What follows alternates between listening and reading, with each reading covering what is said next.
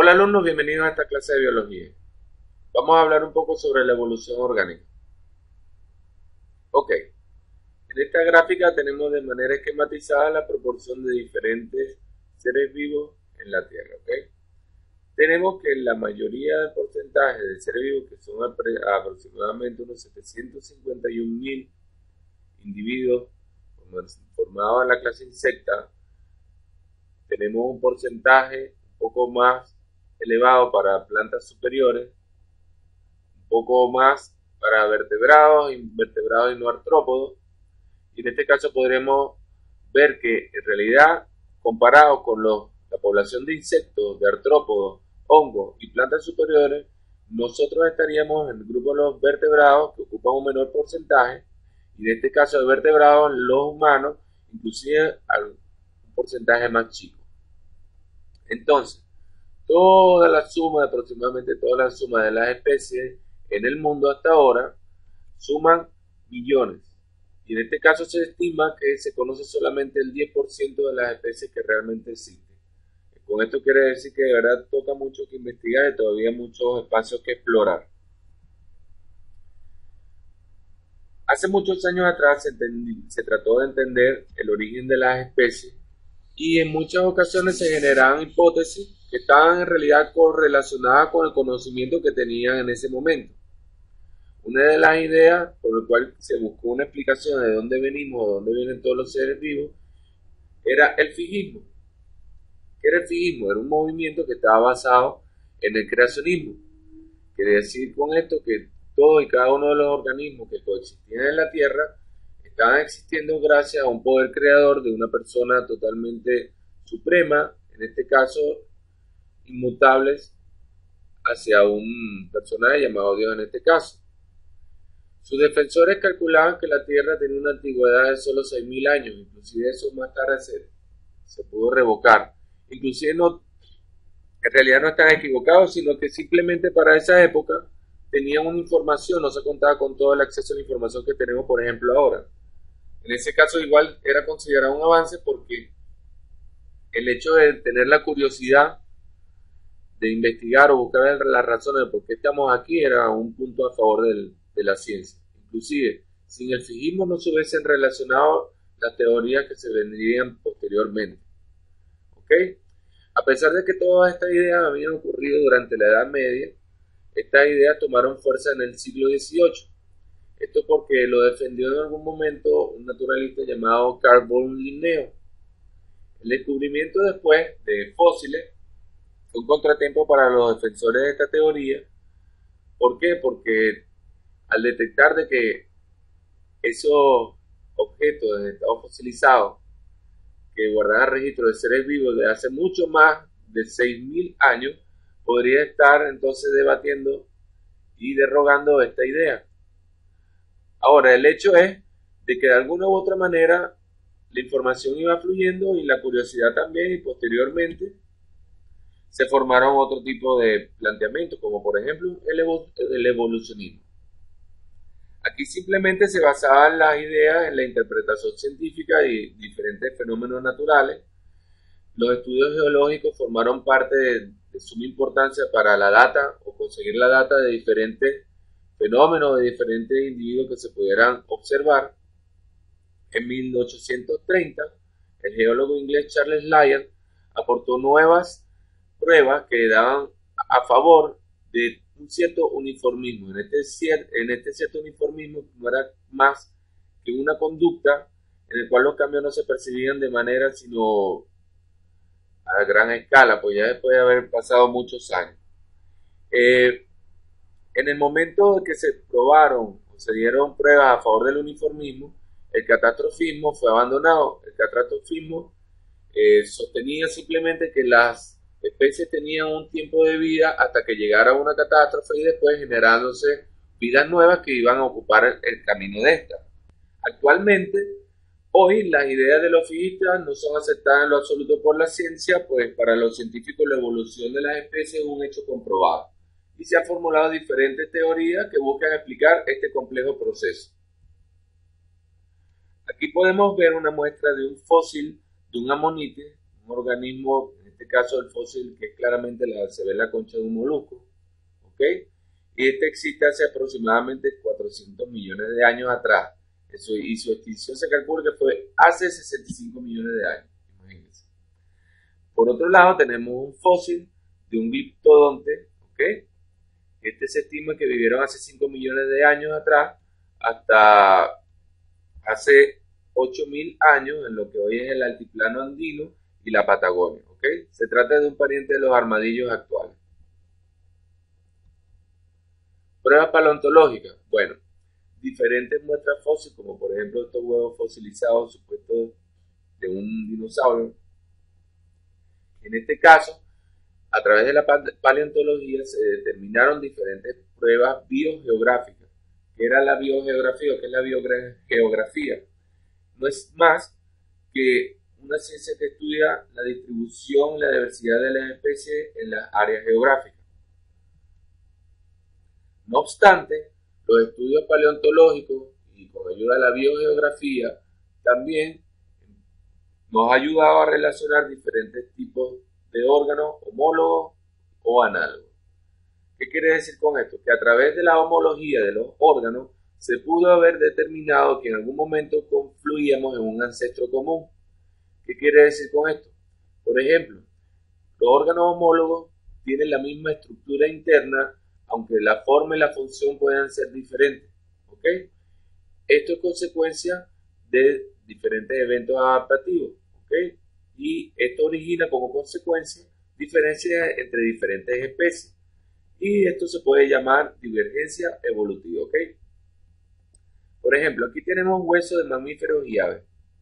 Si vemos y lo relacionamos por los colores, nos damos cuenta que existen los mismos huesos, pero adaptados a la función y al organismo en realidad que presentan. Sin embargo, esto nos puede dar a nosotros también que el diverso organismos, como por ejemplo los vertebrados, en este caso mamíferos y aves, pueden tener un ancestro común. Caracteres análogos. Los caracteres análogos van más bien enfocados a la función de cada uno de los órganos, ¿ok? En este caso son similares en función, mas no son órganos homólogos. Pues la aleta de por ejemplo, de este pez cartilaginoso tiburón, no tiene la misma disposición que las manos de este mamífero, ¿ok? Ahora, estas especies en lo absoluto, o sea, no comparten algún ancestro reciente, pero se puede relacionar con el ambiente. Quiere decir con esto que es el entorno el que determina la función de cada una de estas extremidades. Ahora, la forma hidrodinámica, tanto de los delfines como de los peces, ¿ok? Es una adaptación de estos animales al agua. Ahora, órganos vestigiales. Los órganos vestigiales los podemos entender como órganos que en algún momento tenían una función y por causa evolutiva perdieron esa funcionalidad y en algún momento fue más bien dejado de utilizar. Por ejemplo, como lo definimos aquí, son aquellos órganos que están atrofiados y que no tienen una función específica. Por ejemplo, nuestro coxis es una cola vestigial que se supone que es el resultado de la evolución desde los primates hasta el Homo sapiens. ¿Ok? Por ejemplo, aparte de esto, las muelas del juicio y el apéndice. Nuestro apéndice se supone que en algún momento fue un ciego intestinal, que un ciego no es más que un saco en donde se acumulaban nutrientes que no eran digeridos y era común en este caso con roedores. El hecho es que los humanos fueron evolucionando y ese apéndice dejó de tener funcionalidad, en ese momento se atrofió. ¿Ok? Tanto los delfines como algunas ballenas presentan huesos que corresponden a extremidades posteriores atrofiadas, que es un indicio de que tuvieron ancestros en algún momento terrestre. Hay diferentes teorías de cómo fue la evolución y según tienen algún ancestro común con caninos. Ahora, pruebas embriológicas de que hemos estado evolucionando. Ok, se planteó en algún momento ya con análisis y con el enriquecimiento de la biotecnología en el aspecto científico, ok, se desarrollaron diferentes investigaciones en las cuales se pudieron analizar la expresión de los genes OX, que son genes responsables de la forma de los segmentos corporales, ¿ok? Que son los segmentos corporales, la cabeza, abdomen, tórax, ¿ok? Ahora, Estos son los mismos que regulan la formación de varias estructuras de vertebrados, así como también de diferentes moscas. Sin embargo, aquí el orden de los genes en el cromosoma es el que va a determinar y existen tanto en la especie de la mosca de la fruta, por ejemplo, como en el embrión de un ratón. ¿Ok? ¿Qué nos demuestra esto? Que venimos de un ancestro común. Aquí se muestra el árbol filogenético de 14 pinzones de Darwin en las Islas Galápagos. Durante el viaje, Charles Darwin concluyó que la forma del pico de las poblaciones de estos pinzones de las diferentes islas era una adaptación del tipo de alimentación a todas las especies derivadas de un ancestro común.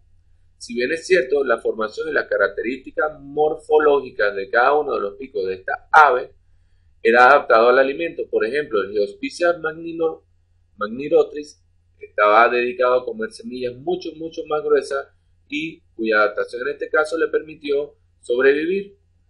Lógicamente, dependiendo de, por ejemplo, el Certidea oliváceo le permitía alimentarse del fruto del olivo y con este pico podría perforar cada fruto y en dado caso alimentarse de la pulpa.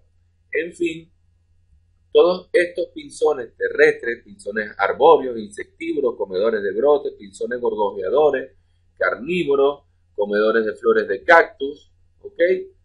Han tenido adaptaciones al entorno que le ha permitido evolucionar, perteneciendo y formando diferentes especies, perteneciendo a un mismo ancestro común, corroborando así la teoría evolutiva. Ok, ya como había explicado sobre el viaje de Darwin, en diferentes observaciones pudo interpretar que si las especies no son lo suficientemente aptas para afrontar los cambios ambientales y la competencia, no permanecerían. ¿Okay? La distribución de la diversidad de los órganos en diferentes regiones plantea que se podría explicar más bien cómo se van transformando gradualmente los linajes evolutivos en cada región. Okay. La mayor parte de las especies de las islas, en este caso las Galápagos, habrían migrado desde el continente, produciendo en este caso un aislamiento del tipo geográfico. Y la forma del pico, tal como se había explicado, está adaptada al tipo de alimentación. Ahora, ideas centrales de la teoría de evolución mediante la selección natural. ¿Ok? Sí, vamos a de manera sintetizada. El evolucionismo permite caracterizar las cualidades del mundo, en este caso no permanecen fijas. ¿Okay? Las especies cambian permanentemente. El gradualismo, los cambios evolutivos ocurren poco a poco y continuamente. El origen común, que quiere decir que a partir de una especie se pueden producir distintos linajes evolutivos.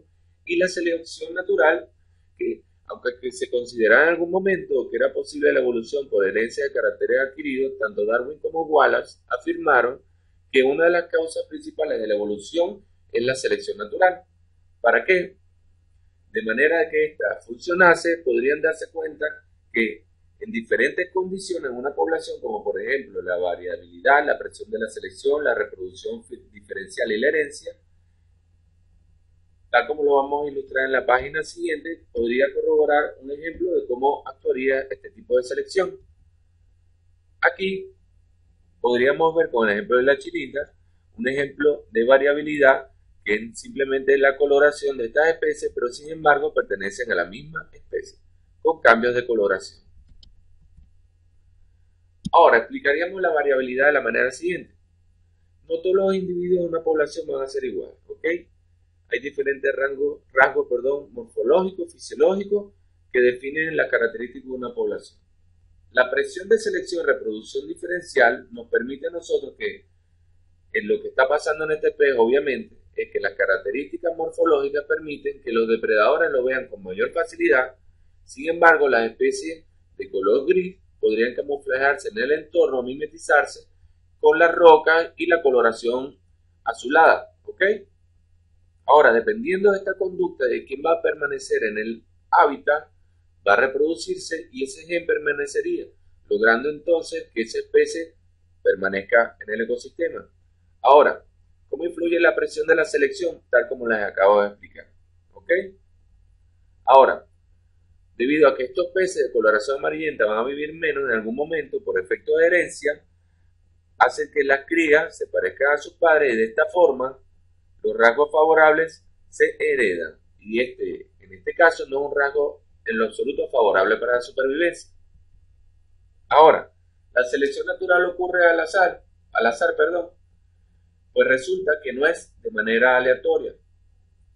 Por ejemplo, en un ambiente desértico, excluirían a aquellos animales que no tengan los rasgos que le permitan sobrevivir en esto. Por ejemplo, como este escorpión, que es capaz de sobrevivir a temperaturas elevadas y a un porcentaje de deshidratación también intenso. Ahora, ¿quién selecciona los organismos que sobreviven? Pues nosotros en este caso podemos estudiar que la eliminación es no aleatoria, pues influye un conjunto de factores que van a intervenir en que la población sobreviva o no, en determinar si son organismos aptos o no aptos para sobrevivir. ¿Okay?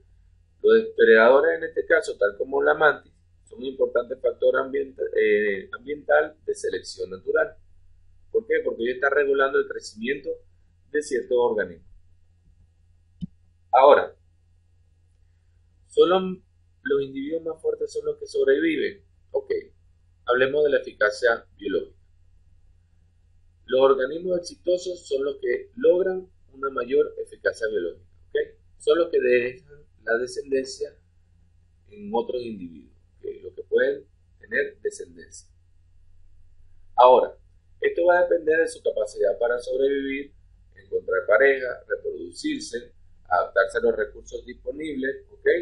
No con esto debe ser necesariamente el más fuerte, sino el que más rápido pueda adaptarse y tener éxito reproductivo.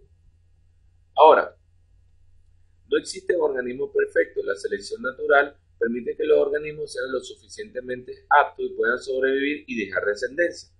Por lo tanto, no podemos decir que todos los organismos son perfectos. Ahora, ¿por qué las especies en peligro de extinción no se adaptan para sobrevivir? Pues los organismos no evolucionan a voluntad para satisfacer una necesidad, es decir, no lo hacen con un objetivo fundamental para satisfacción de necesidades. Si una especie no tiene variabilidad como para desarrollar un carácter necesario para sobrevivir, podrá extinguirse.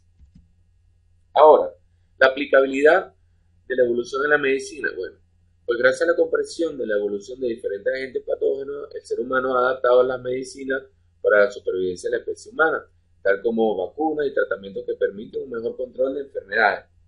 Ahora, la producción de alimentos en este momento nos permitió a nosotros comprender el cuidado que debe tener cada variabilidad, cada especie de organismo a la cual nosotros vamos a cultivar, y en este caso nos permitió aumentar la producción. Y en el aspecto de la conservación, conocer la historia evolutiva de una especie y su relación con el ambiente nos podría a nosotros ayudar a mejorar las políticas de desarrollo que tenemos en nuestra Tierra. Ahora, tenemos una teoría sintética de lo que es la evolución. ¿Okay? Quiere decir con esto que los descubrimientos que habían hecho en diferentes áreas de la biología, tanto Darwin como Wallace, ¿okay? Enunciaron ciertas ideas principales. ¿Para qué? Para diferenciarse del resto. Rechaza el lamarckismo. La variabilidad genética dice que se debe a dos procesos, a la mutación y a la recombinación, y la selección natural actúa sobre la variabilidad genética. Ahora, evoluciona la población y no los individuos uno a uno por su cuenta. La selección natural conduce los cambios en conjunto de los alelos de una población, y la evolución se produce de manera gradual. ¿Qué quiere decir con esto? Que son un conjunto de factores que van de manera homogénea interviniendo y ayudando y promoviendo la evolución de cada especie, resultando en como esto, especies que se han mantenido a lo largo de muchos años aquí en la Tierra, como por ejemplo los cocodrilos o los caimanes, y especies que pueden estar surgiendo en periodos mucho más cortos, como diversos protozoarios y organismos unicelulares. Ahora, en este esquema nosotros podemos ver cómo la altura pudo haber permitido que esta jirafa sobreviva respecto a otras jirafas que no tenían las características morfológicas para ello. ¿Okay? Entre los antecesores de la jirafa, eran animales con las patas y el cuello cortos, la mutación originada al azar en un ambiente desértico permitió de que ésta, durante el efecto o a causa de una variación repentina o una mutación, le haya permitido a esta jirafa sobrevivir respecto a las otras. ¿Cómo? Teniendo acceso al alimento y posteriormente la reproducción de ella misma. Bueno, alumnos, y con esto terminamos la clase. Nos vemos en la próxima.